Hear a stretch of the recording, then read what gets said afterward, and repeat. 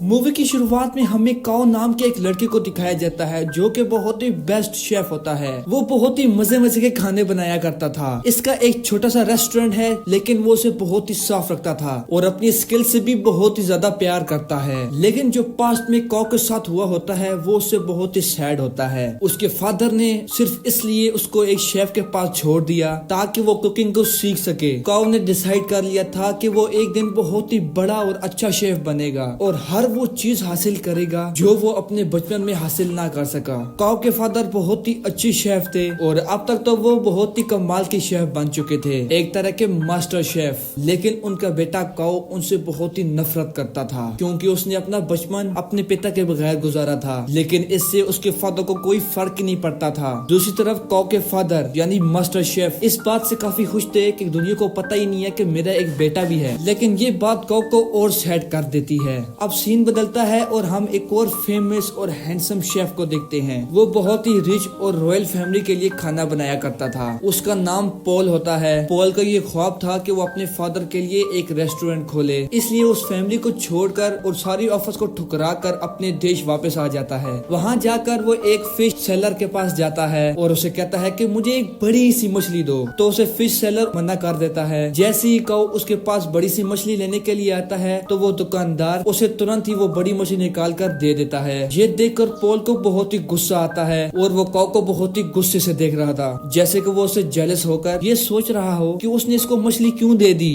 Fish seller इन दोनों को गुस्से में देखता है तो वो मछली के 2 टुकड़े कर देता है ताकि इन दोनों में लड़ाई ना हो। लेकिन फिर भी ये दोनों एक दूसरे को गुस्से से देखते रहते हैं। अब हम पॉल के शानदार और अमेजिंग रेस्टोरेंट को देखते हैं जिसकी आज ओपनिंग होती है। वो रेस्टोरेंट बहुत ही नीट एंड क्लीन और एडवांस तरीके से बनाया गया होता है। उसको बहुत ही अच्छे से डेकोरेट किया होता है। पॉल ने जो नया रेस्टोरेंट खोला था वो बिल्कुल काओ के रेस्टोरेंट के सामने था, जिसे देखकर काओ के दोस्त बहुत ही घबरा जाते हैं क्योंकि ये नया रेस्टोरेंट सारे कस्टमर का अट्रैक्ट अपनी तरफ करने वाला था और इन सब लोगों को उनसे छीनने वाला था। जिस बात का डर था वही होता है। सब लोग नए रेस्टोरेंट का टेस्ट चेक करने के लिए वहाँ पर चले जाते हैं तो काओ के दोस्त काओ को सपोर्ट करने के लिए डिस्काउंट ऑफर की अनाउंसमेंट कर देते हैं जो कस्टमर को बाकी अट्रैक्ट करती है और वो फिर से भागकर काओ के रेस्टोरेंट में आने लगते हैं। इस बात से पॉल के दोस्तों को बहुत ही ज्यादा गुस्सा आता है और वो इनसे आकर बहुत ही गुस्से से बात करते हैं कि तुम लोगों के साथ मसला क्या है, हमारी सक्सेस तुम लोगों से देखी नहीं जा रही क्या। खैर आखिरकार इन दोनों पार्टीज के दरमियान फैसला होता है कि क्यों न इन दोनों के दरमियान कोई कंपटीशन रखा जाए और देखा जाए कि किस शेफ के हाथ में ज्यादा टेस्ट है। अब दोनों को जबरदस्ती कंपटीशन में पार्टिसिपेट करने के लिए कहा जाता है। पहले तो वो दोनों मान नहीं रहे होते, लेकिन जब वो एक दूसरे को देखते हैं तो पहचान लेते हैं कि इन दोनों का सामना तो उस दिन फिश स्टोर पे हुआ था। तो ये लोग गुस्से में कंपटीशन के लिए रेडी हो जाते हैं और अब टेबल लग जाता है और उस पर एक बहुत ही बड़ी सी मछली रखी जाती है जिसको इन दोनों ने काटना था। और अब सबसे पहले पॉल इस फिश को काटता है और फिश के कांटे बहुत ही स्मूथली और तेजी से निकालने लगता है। उसका यह तरीका अब सबको बहुत ही अट्रैक्ट करता है। अब वो फिश फेंकता है काओ की तरफ। काओ भी फिश को बहुत ही प्रोफेशनल तरीके से काटने लगता है और उसकी स्किन सबको जब दिखाता है तो उस पर जरा सा भी फ्लश नहीं होता, यानी कि उस पर जरा सा भी फिश का मीट नहीं होता।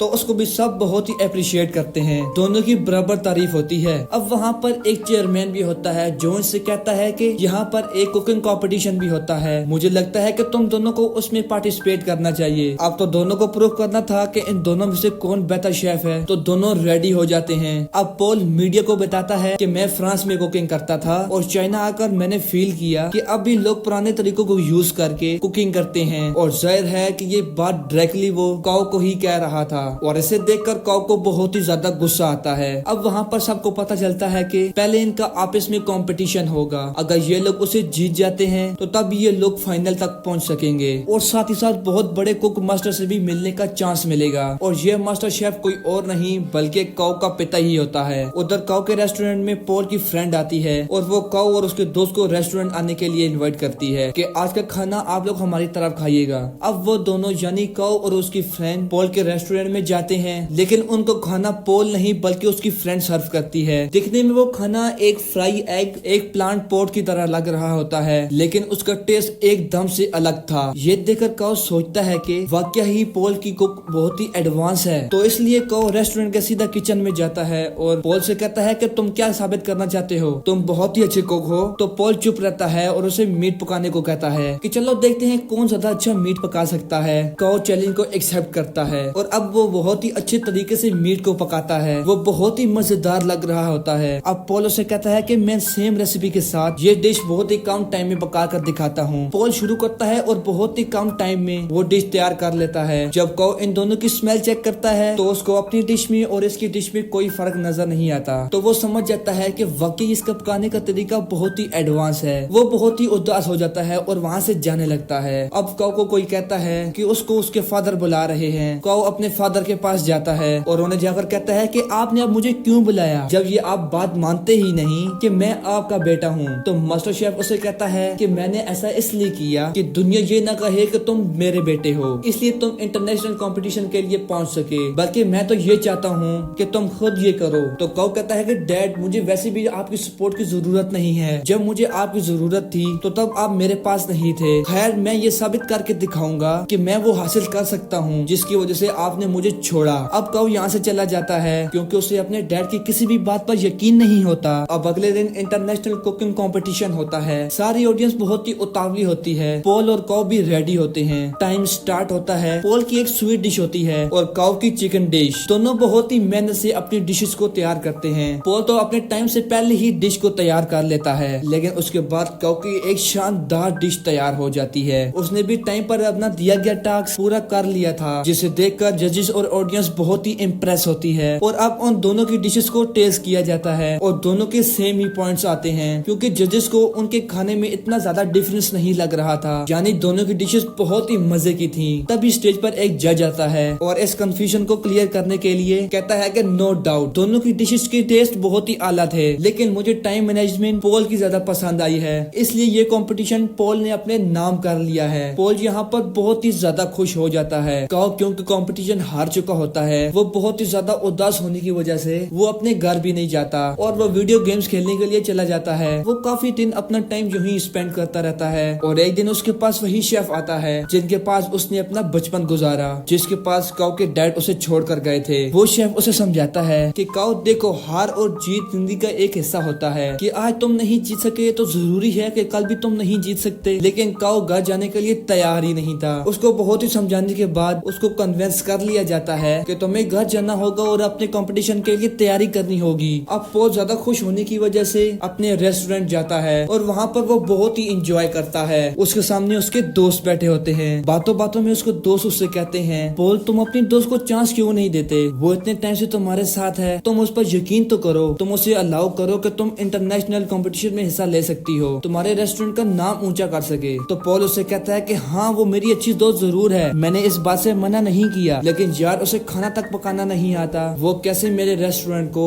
इंटरनेशनली रिप्रेजेंट कर सकती है। तो उसका दोस्त और बातें करने लगता है। उनकी बातों से ये लग रहा होता है जैसे कि ये उसकी दोस्त के साथ मिला हुआ है और इनके मन में लालच आ रही है। और वहाँ पर पॉल की वही दोस्त आती है जो उसके सामने सूप के 2 कप्स रखती है। पॉल क्या तुम मुझे बता सकते हो कि इनमें से किस में ज्यादा नमक है? तो यहाँ पर पॉल खामोश हो जाता है क्योंकि उसमें टेस्ट करने की एबिलिटी होती ही नहीं, क्योंकि उसके टेस्ट सेल्स ऐसा कर ही नहीं सकते और ये नेचुरली था। इस बात से पॉल को बहुत ही दुख होता है क्योंकि उसकी अपनी दोस्त ने बाकी दोस्तों के साथ मिलकर उसके साथ चीट किया और उसे धोखा दिया। तो अब उसकी दोस्त उससे कहती है, क्या हुआ पॉल, तुम समझते थे कि मैं तुमसे प्यार करती हूँ, ये तुम्हारी गलत फहमी थी, आजकल ऐसा कहाँ होता है। मैंने तो तुमसे दोस्ती इसलिए की थी ताकि मैं तुम्हें यूज करके इंटरनेशनल कुकिंग कंपटीशन में हिस्सा ले सकूं। वैसे जाना तो मेरे लिए पॉसिबल नहीं था, लेकिन आज तक जो मैंने तुम्हारा राज रखा उसके बदले में तुमने मुझे क्या दिया? तुम मुझे एक ऑफर नहीं कर सके। अब मैं खामोश नहीं रहूंगी क्योंकि मैं भी उस कंपटीशन में जा सकती हूँ। अब यहाँ पर एक और बड़ी बात रिवील होती है कि पॉल के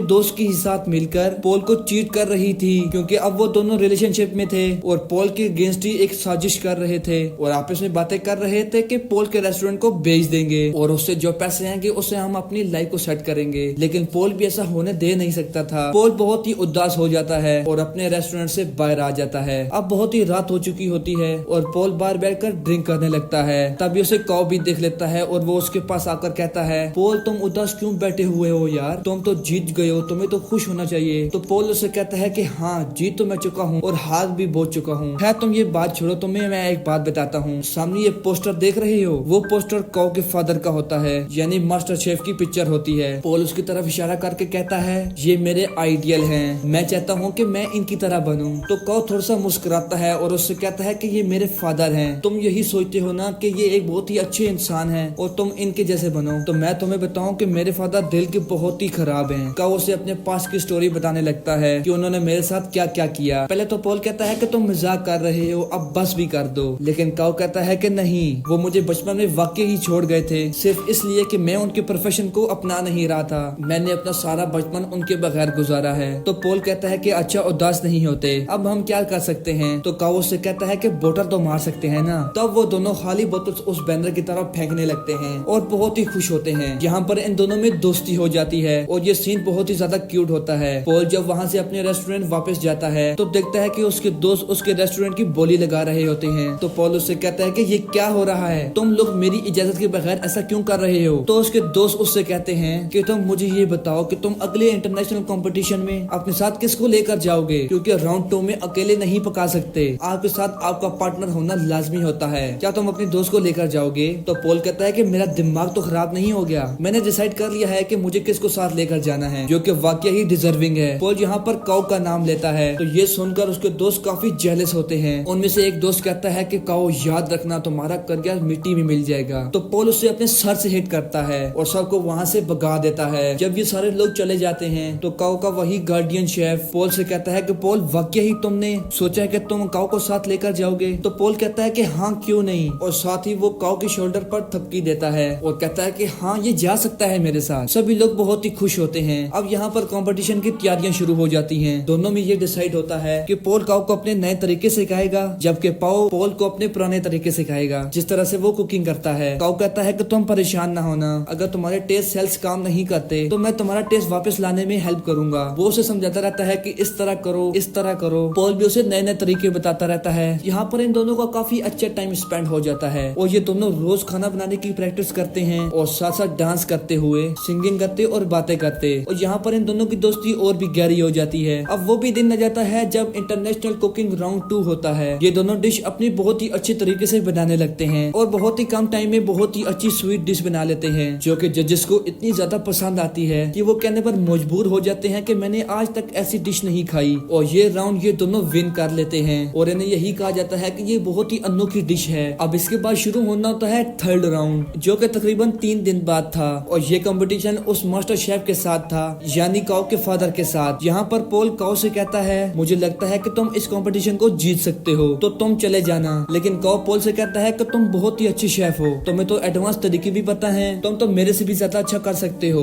तो पॉल कहता है कि ऐसा नहीं, ऐसी बात नहीं है, देखो मैंने अपने फादर का ड्रीम पूरा किया है अपना रेस्टोरेंट बनाकर, और अब तुम अपने फादर का ड्रीम पूरा करो। वो तुमको बहुत ही अच्छा शेफ देखना चाहते हैं, तो तुम उनके सामने जाकर कुकिंग करो और तुम प्रूफ कर दो कि तुम बहुत ही अच्छे शेफ हो। तो काओ मान जाता है और पॉल का बहुत ही शुक्रिया अदा करता है। अब थर्ड और फाइनल राउंड स्टार्ट हो जाता है। दूसरी तरफ मास्टर भी अपनी डिश बनाने लगता है। अब काओ भी शुरू हो जाता है, लेकिन शुरू होने से पहले ही काओ को अपने बचपन की कुछ यादें आने लगती हैं, जहाँ पर उसके फादर उसे छोड़ गए थे और उसको काफी बच्चे बुली किया करते थे। वो उन्हीं यादों में खो जाता है। उसके फादर उसके पास आकर उसके मुंह पर पानी गिराते हैं और कहते हैं कि अपना काम शुरू करो। तब यहाँ पर काओ कुछ बनाना शुरू करता है। दूसरी तरफ काओ के फादर यानी वही मास्टर शेफ, वो बहुत ही ज्यादा स्वीट और प्यारी डिश बनाता है, जैसे आग लगी हुई हो और उसमें से एक फूल निकल रहा हो। उस फूल का बहुत ही आला टेस्ट होता है और जजेस को ये बहुत ही ज्यादा पसंद आती है। और जब काओ की बारी आती है तो वो अपनी डिश दिखाता है कि उसने क्या बनाया है। तो वो एक बाउल्स में नूडल बनाकर सीधा अपने फादर के पास चला जाता है और वो उनको ये रिप्रेजेंट करता है। मास्टर शेफ उसे टेस्ट करते हैं तो वो नूडल्स उन्हें बहुत ही पसंद आते हैं और ये वही नूडल्स होते हैं जिसकी वजह से काओ को उसके फादर से डांट पड़ती है कि तुम तो नूडल्स तक नहीं बना सकते। आज उन्हें ये इतने मजे के नूडल्स लग रहे थे कि वो उसे खाना ही नहीं छोड़ते और नूडल्स को बहुत ही तेजी से खाने लगते हैं। वो अपने बेटे को रोक कर कहता है